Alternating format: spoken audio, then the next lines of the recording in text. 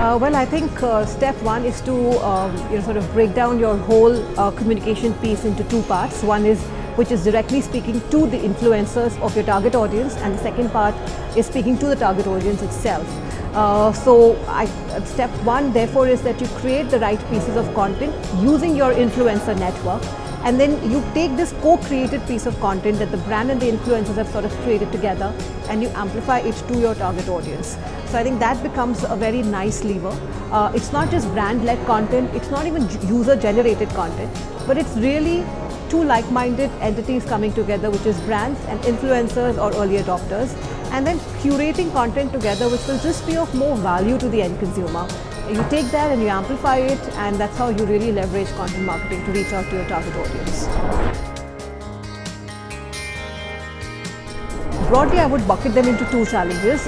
One is that the dissemination, techniques or avenues are not enough. I think what is required is that there's a lot of aggregation that happens with two like-minded brands coming together to disseminate content, or you utilize CRM in some way to disseminate content. I think the industry as a whole needs to evolve in order to be providing more avenues for distribution and dissemination of content. So I put that as a key challenge. And the second one is the life cycle of your content. Is it a short-term piece? Is it a long-term piece? Is it a blip in the overall sphere, or is it something which is just here to stay for a really long time? So I think the fact that the life cycle is not very well defined, and if it is, then methods to sustain it are not that very strong.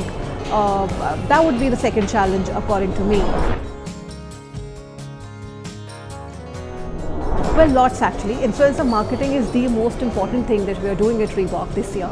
And we've kind of started with really identifying influencers across 10 different buckets. These include fashion, fitness, art, music, photography, design, food, travel, photography, lifestyle, and a couple of other similar things. And we try to identify the key opinion leaders in these different buckets.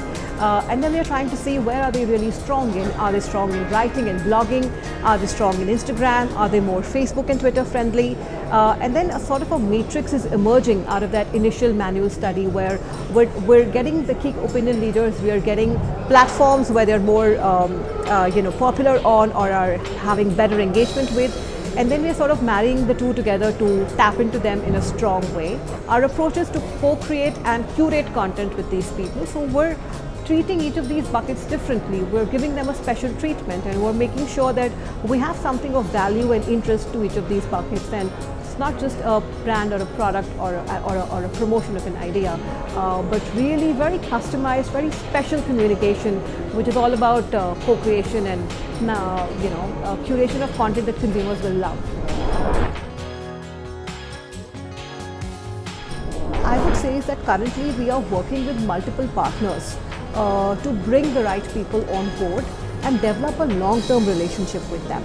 So it's not about a promotion for a limited period of time. It's not about going to a traditional agency and saying, hey, please get us the top 10 people with maximum number of followers.